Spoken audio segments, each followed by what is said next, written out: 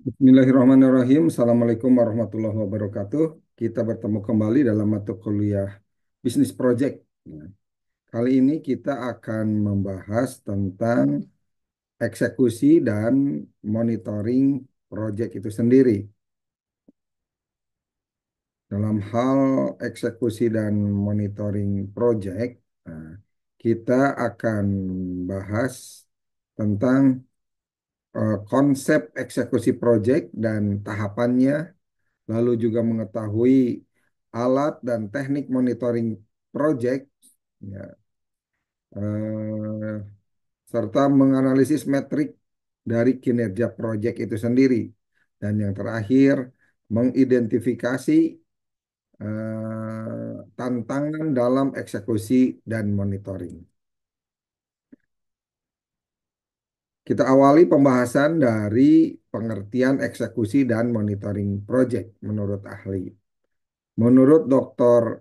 Harold Kerzner, eksekusi proyek merupakan proses melaksanakan rencana proyek yang telah disusun sebelumnya. Sedangkan monitoring proyek adalah proses pengumpulan data dan informasi untuk memantau kemajuan proyek. Sementara menurut Meredith, eksekusi proyek melibatkan pengalokasian sumber daya dan pelaksanaan tugas untuk mencapai tujuan proyek. Di sisi lain, monitoring proyek dipahami untuk membantu tim proyek mengidentifikasi masalah, lalu mengambil tindakan korektifnya.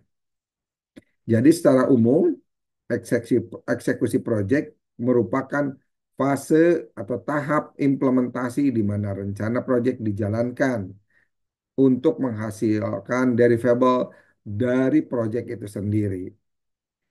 Poin penting yang harus diperhatikan bahwa fase terpanjang dalam siklus proyek adalah eksekusi proyek yang melibatkan alokasi sumber daya, koordinasi tim, dan pelaksanaan tugas. Tahapan eksekusi proyek ada 4, di mana tahapan pertama adalah memobilisasi tim, yang di dalamnya ada pembagian peran dan tanggung jawab, lalu pelaksanaan tugas untuk mengeksekusi tugas sesuai jadwal, pengelolaan sumber daya yang di dalamnya ada pengelolaan sumber daya manusia, anggaran, dan material, serta yang terakhir adalah komunikasi, bisa berupa rapat progres, laporan harian, ataupun laporan mingguan. Kita bahas mobilisasi tim. Dalam konteks manajemen proyek ini berarti proses pengorganisasian dan pengalokasian sumber daya manusia untuk mencapai tujuan proyek. Pembagian peran dan tanggung jawab merupakan hal yang penting dalam mobilisasi proyek. Maknanya atau pemahamannya, mobilisasi tim melibatkan pengidentifikasian kebutuhan sumber daya manusia untuk proyek dan pengalokasian sumber daya lainnya yang tepat untuk setiap tugas. Mobilisasi tim juga melibatkan pengembangan rencana untuk mengelola tim proyek, termasuk pembagian peran dan tanggung jawab. Berbicara tentang pembagian peran dan tanggung jawab, ini melibatkan pengidentifikasian tugas dan tanggung jawab bagi setiap anggota dalam tim proyek. Lalu juga memiliki peran yang jelas dan tanggung jawab yang spesifik untuk memastikan bahwa proyek dapat diselesaikan secara efektif dan efisien. Manfaat dari tahapan mobilisasi tim ini terkait dengan meningkatkan efisiensi untuk memastikan bahwa setiap anggota tim memiliki peran yang jelas dan tanggung jawab yang spesifik. Yang kedua, meningkatkan kualitas untuk memastikan bahwa setiap anggota memiliki keahlian dan kompetensi yang diperlukan dalam menyelesaikan tugas. Dan yang ketiga, mengurangi resiko guna memastikan bahwa setiap anggota tim memiliki pemahaman yang jelas tentang peran dan tanggung jawab masing-masing. Bagaimana langkah-langkah mobilisasi tim? Pertama, dengan mengidentifikasi kebutuhan sumber daya manusia untuk proyek dan menentukan peran serta tanggung jawabnya dalam setiap anggota tim. Yang kedua, mengalokasikan sumber daya untuk memastikan bahwa setiap anggota memiliki peran yang jelas, tanggung jawab yang spesifik, yang bisa dilaksanakan dalam pelaksanaan proyek itu sendiri. Yang ketiga, mengembangkan rencana pengelolaan tim, termasuk pembagian peran dan tanggung jawab, serta memastikan bahwa setiap anggota tim memiliki pemahaman yang jelas tentang peran dan tanggung jawab mereka. Yang kedua, pelaksanaan tugas. Ya, berarti pelaksanaan berbagai tugas yang telah direncanakan dan dijadwalkan. Maknanya bahwa pelaksanaan tugas pasti melibatkan pengalokasikan sumber daya dan pelaksanaan tugas yang telah direncanakan untuk mencapai tujuan proyek. Selanjutnya, pelaksanaan tugas yang efektif merupakan perencanaan yang baik. Pengalokasian sumber daya yang tepat merupakan hal yang bagus guna dilaksanakan pengawasan yang tepat juga. Ya, Gensat ini ada dikaitkan dengan kebutuhan alat manajemen proyek yang digunakan untuk memvisualisasikan, menggambarkan bagaimana jadwal proyek yang harus dijalani beserta tugas-tugas yang terkait. Di dalamnya membahas tentang tugas, waktu pelaksanaan, dan ketergantungan antar satu tugas dengan tugas yang lain. Manfaat pelaksanaan tugas sesuai jadwal adalah guna meningkatkan efisiensi proyek ya dan memastikan tugas-tugas dilaksanakan dengan tepat, mengurangi resiko dengan memastikan bahwa tugas-tugas dilaksanakan sesuai rencana dan meningkatkan kualitas untuk membantu meningkatkan kualitas proyek dengan memastikan bahwa tugas-tugas yang dilaksanakan telah dilaksanakan dengan baik sesuai dengan standar. Bagaimana langkah-langkah pelaksanaan tugas? Pertama, membuat jadwal proyek ya secara rinci dan realistis. Lalu juga mengalokasikan sumber daya agar setiap tugas dapat dipastikan berkesesuaian dengan sumber daya yang tersedia dan waktu yang tepat. Dan terakhir, mengawasi pelaksanaan tugas agar bisa dilaksanakan atau dijalankan sesuai dengan jadwal dan rencana. Hal ketiga adalah pengelolaan sumber daya. Ya, dalam konteks manajemen proyek ini berarti proses perencanaan, pengorganisasian, pengawasan sumber daya, dan memastikan bahwa ke semua langkah ini sesuai dengan tujuan proyek. Nah, yang dimaksud sumber daya diantaranya sumber daya manusia, ya, melibatkan pengidentifikasian sumber daya manusia untuk proyek dan pengalokasian sumber daya manusia yang tepat untuk setiap tugas. Yang kedua, anggaran, ya, memastikan bahwa proyek dapat diselesaikan dengan batas anggaran yang telah ditetapkan. Yang ketiga, material, ya, melibatkan pengidentifikasian kebutuhan material untuk proyek dan pengadaan material yang tepat, secara efektif dan efisien. Manfaat dari pengelolaan sumber daya yang baik akan meningkatkan efisiensi proyek dengan memastikan bahwa sumber daya digunakan secara efektif dan efisien.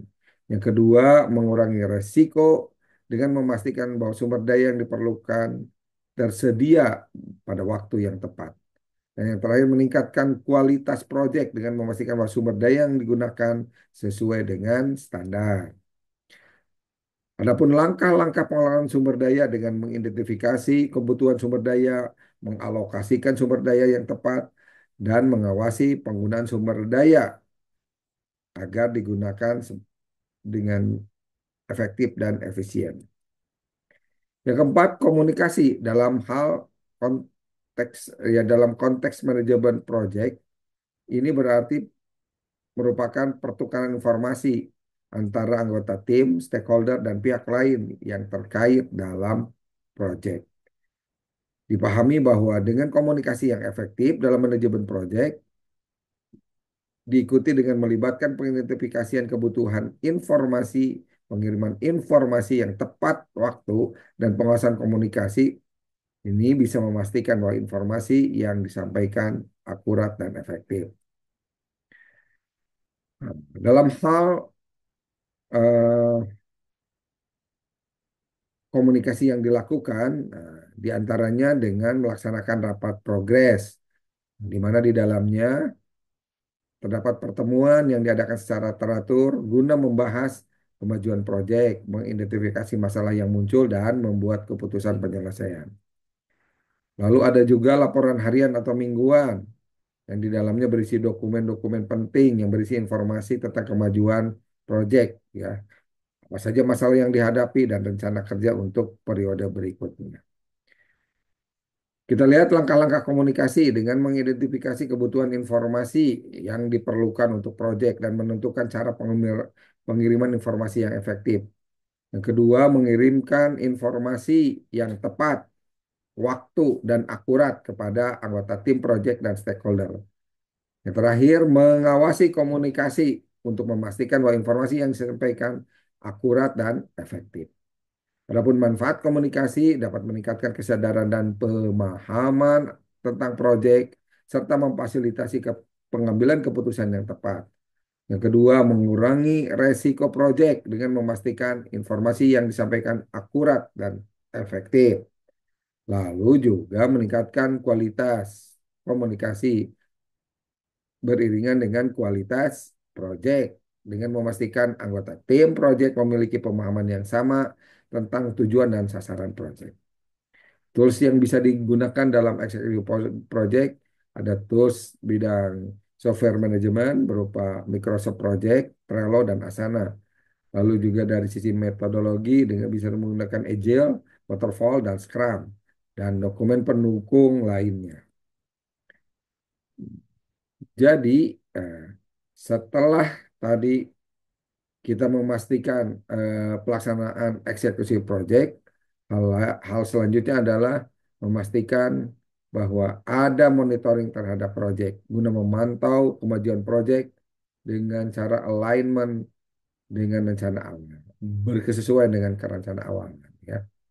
Tujuannya untuk mendeteksi penyimpangan baik dalam skop pekerjaan, waktu maupun biaya, serta memastikan kualitas deliverable. Ya, deliverable ini dimaknai dengan terlaksana dengan baik, tersalurkan dengan baik, terkomunikasikan dengan baik. Teknik monitoring project bisa menggunakan pelacakan jadwal seperti Gantt chart, milestone tracking, lalu juga dengan pengawasan anggaran dengan konsep earned value management, lalu juga memperhatikan kualitas dengan memastikan isian checklist, testing, dan audit, serta resiko dimonitoring dengan metrik resiko dan mitigasi. Secara umum, ada tantangan eksekusi dan monitoring project. Ya. Ada istilahnya scope creep, yakni perubahan kebutuhan yang tak terkendali. Ada kondisi keterlambatan, baik dari sumber daya maupun lingkungan. Dalam hal komunikasi, ada miskoordinasi antar tim. Dalam hal teknologi, ada ketidakcocokan atau ketidaksesuaian alat yang ada atau tools yang ada. Studi kasus yang bisa kita lihat, misalkan dalam proyek pembangunan sistem IT yang mengalami pembiayaan lebih over budget. Nah, pertanyaannya, apa yang menyebabkan over budget? Lalu bagaimana solusi monitoring yang harus diterapkan? Nah, kesimpulannya, eksekusi dan monitoring adalah kunci keberhasilan proyek, di mana di dalamnya tools dan metodologi harus disesuaikan dengan kompleksitas proyek, sehingga dengan monitoring yang aktif dapat mencegah berbagai kegagalan dan meminimalkan resiko yang terjadi. Demikian pembahasan kita kali ini mengenai eksekusi dan monitoring proyek. Mudah-mudahan bermanfaat. Terima kasih. Assalamualaikum warahmatullahi wabarakatuh.